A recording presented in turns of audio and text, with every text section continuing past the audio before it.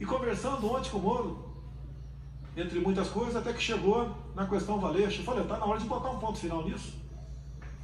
Ele está cansado, está fazendo como pode o seu trabalho. Pessoalmente não tenho nada contra ele.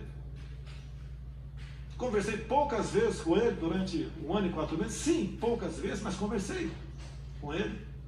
E a maioria das vezes estava o Sérgio Moro do lado. Então eu falei que amanhã, dia de hoje, o Diário Oficial da União publicaria a exoneração do senhor Valeixo. E, pelo que tudo indicava, a exoneração a pedido. Bem, ele relutou, o senhor Sérgio Moro, e falou, mas o nome tem que ser o meu. Falei, vamos conversar. Por que tem que ser o seu e não o meu? Ou então vamos pegar, já que não tem interferência política, técnica ou humana, pegar os que têm condições e fazer um sorteio. Por que tem que ser o dele e não possivelmente o meu, ou um de consenso entre nós dois? E eu lembrei da lei de 2014, que a indicação é minha, é prerrogativa minha. E o dia que eu tiver que submeter a qualquer um subordinado meu, eu deixo de ser presidente da República. Jamais pecarei por omissão. Falei para ele, quero um delegado, que pode não ser o seu, pode não ser o meu, mas que eu sinta, além da competência óbvia, se bem que isso é uma coisa comum entre os delegados da Polícia Federal, que eu possa interagir com ele. Por que não? Eu interajo com os homens de inteligência das Forças Armadas, se preciso for, eu interajo com a BIM,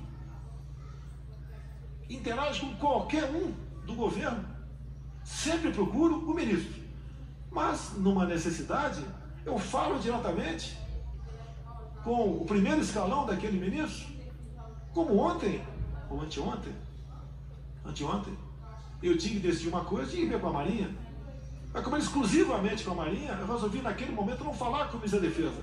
Falei diretamente com o da Marinha e foi resolvido de acordo com o interesse dele. Depois participei do ministro da Defesa. Isso não é quebra de hierarquia, é necessidade.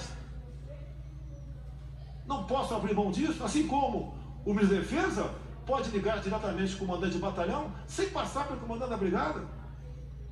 Se preciso for, depois ele participa, para evitarmos que venhamos ferir o princípio da hierarquia. E mais, já que ele falou em algumas particularidades, mais de uma vez, o senhor Sérgio Moro disse para mim, você pode trocar o Valeixo sim, mas em novembro, depois que o senhor me indicar para o Supremo Tribunal Federal. Me desculpe, mas não é por aí. Reconheço as suas qualidades em chegando lá, se um dia chegar, pode fazer um bom trabalho, mas eu não troco. E outra coisa, é desmoralizante para um presidente ouvir isso, mais ainda externar, ou não trocar, porque não foi trocado, sugerir a troca de 2 superintendentes entre 27. O do Rio, a questão do porteiro, a questão do meu filho 04, o Renan, que agora tem 20, 21 anos de idade, quando no clamor da questão do porteiro, do caso Adélio, que os 2 ex-policiais teriam ido falar comigo, também apareceu que o meu filho 04 teria namorado a filha desse ex-sargento. Eu comecei a correr atrás. Primeiro eu chamei meu filho. Abre o jogo. Pai, eu saí com metade do condomínio, nem lembro quem é essa menina, se é que eu estive com ela. Hoje a vida é assim, a intenção de dizer que o meu filho namorava a filha do ex-sargento, era que nós tínhamos um relacionamento familiar. Eu não me lembro dele. Pode ser até que tenha tirado foto com ele. Durante pré-campanha e campanha era comum eu tirar em média 500 fotografias por dia, porque essa era a minha imprensa. E daí eu fiz um pedido para a Polícia Federal, quase com por favor, chegue em Mossoró e interrogue o ex-sargento. Foram lá, a PF fez o seu trabalho, interrogou, e está comigo a cópia do interrogatório, onde ele diz simplesmente o seguinte: a minha filha nunca namorou a filha do presidente Jair Bolsonaro, porque a minha filha sempre morou nos Estados Unidos. Mas eu é que tenho que correr atrás disso? Ou é um ministro, ou é uma Polícia Federal que tem que se interessar? Não é para me blindar, porque eu não estou em curso em nenhum crime. A mídia ou as instituições já me botaram de cabeça para baixo, chacoalharam tudo. Levantaram até que com 5 anos de idade, revista Época, eu chamava uma mulher de gorda em Eldorado Paulista. Descobriram, eu nem sabia, que a avó da minha esposa já foi presa por 3 anos por tráfico de drogas. Confesso que não sabia. E se eu soubesse, teria casado com a senhora Michele assim mesmo. Fiquei sabendo atrás de vocês também que a mãe da senhora Michele cometeu um crime de falsidade ideológica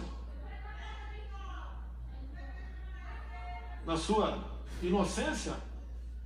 Em vez de fazer uma cirurgia plástica para ficar mais jovem, né, mais bonita, ela resolveu fazer uma cirurgia na certidão de nascimento, diminuindo 10 anos a sua idade.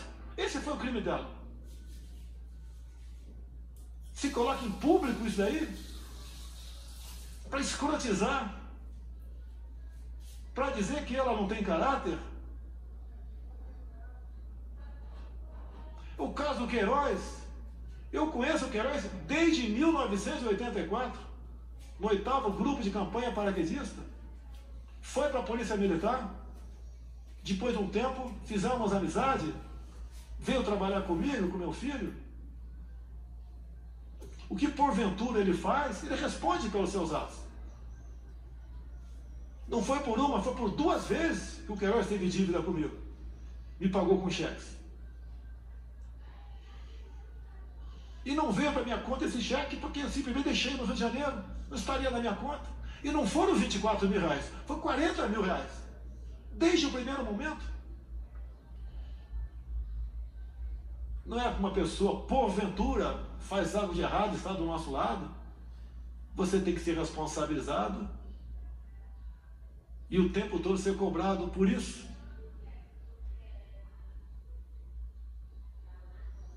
Nunca pedi para blindar ninguém da minha família. Jamais faria isso.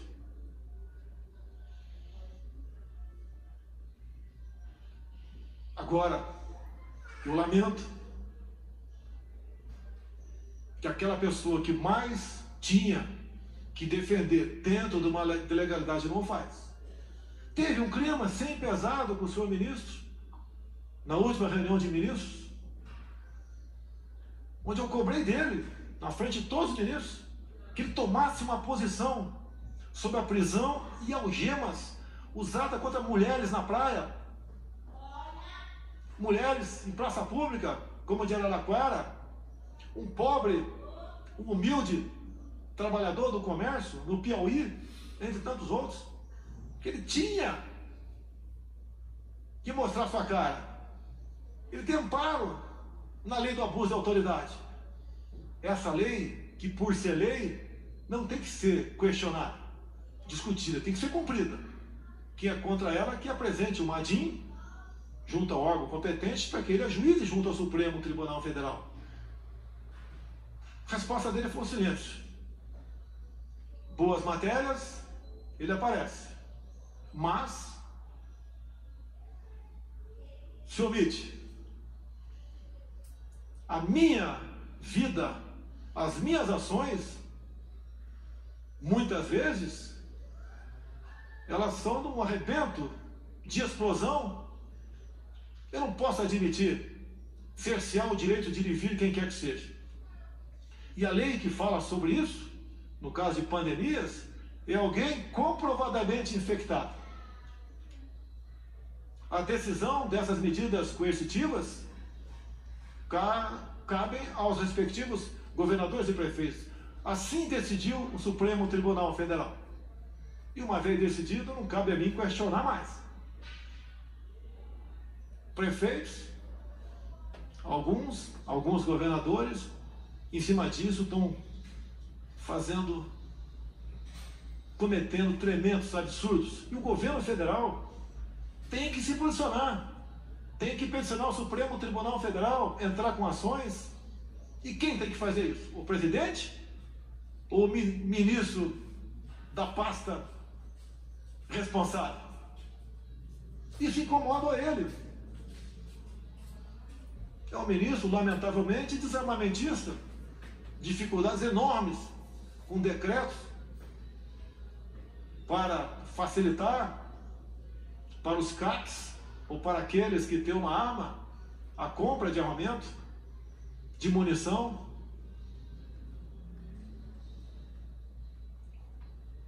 Aquilo que eu defendi durante a campanha e pré-campanha, os ministros têm obrigação de estar junto comigo. Caso contrário, não estão no governo certo. Não tenho mágoa do senhor Sérgio Moro. Hoje pela manhã,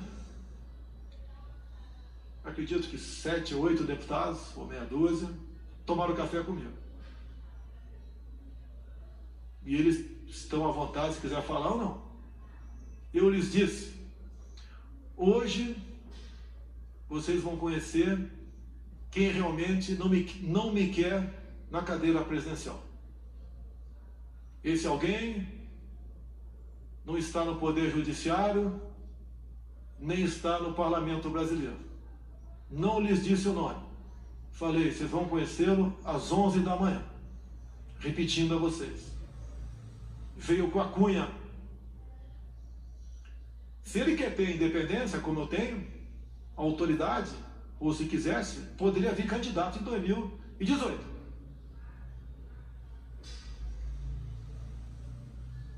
Agora,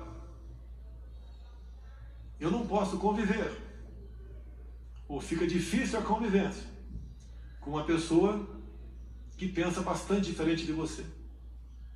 Um fato que foi noticiado muito no início do ano passado, ele nomeou a senhora Ilona Sabor como suplente de um conselho, e nós sabemos que essa senhora, ou senhorita, tem publicações as mais variadas possível defendendo o aborto, ideologia de gênero, entre tantas outras coisas, que são em completo desacordo com as bandeiras que eu defendi, que os cristãos brasileiros também defendiam e até ateus defendiam também. Não foi fácil conseguir a exoneração dessa pessoa, porque o tempo todo você me deu carta branca e porteira fechada.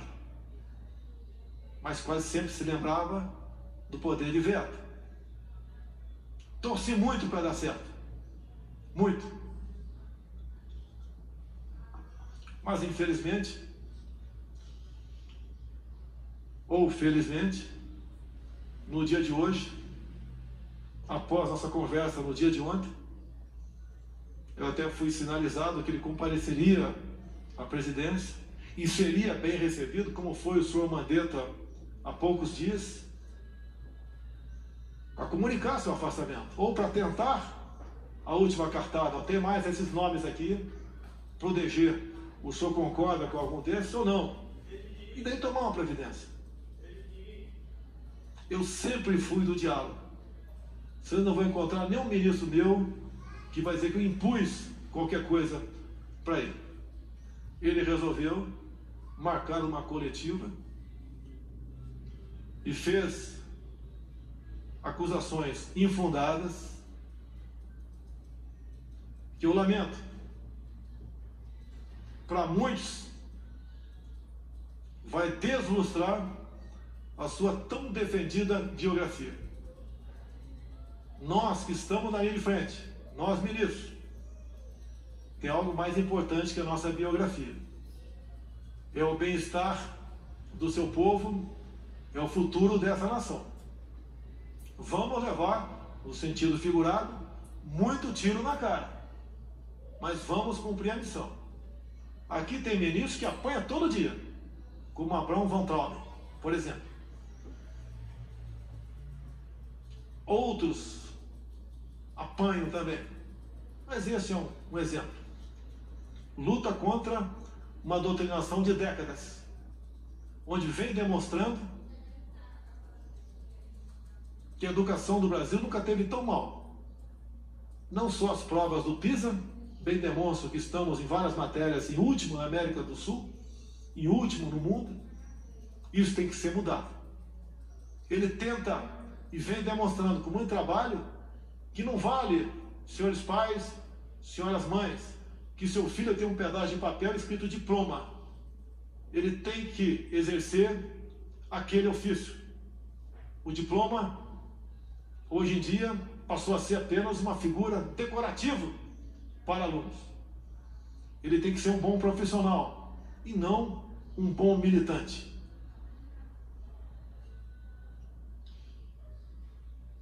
Três páginas bem curtas apenas aqui. Eu vou ler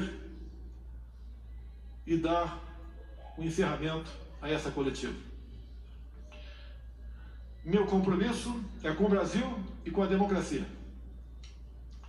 Sempre dei plena liberdade aos meus ministros, sem abrir mão do meu poder de veto e da minha autoridade como presidente da República. Sempre mantive diálogos republicanos com todos os meus ministros. Temos discordâncias e convergências, mas em qualquer situação mantive o respeito à opinião de todos. Sempre fui leal a eles.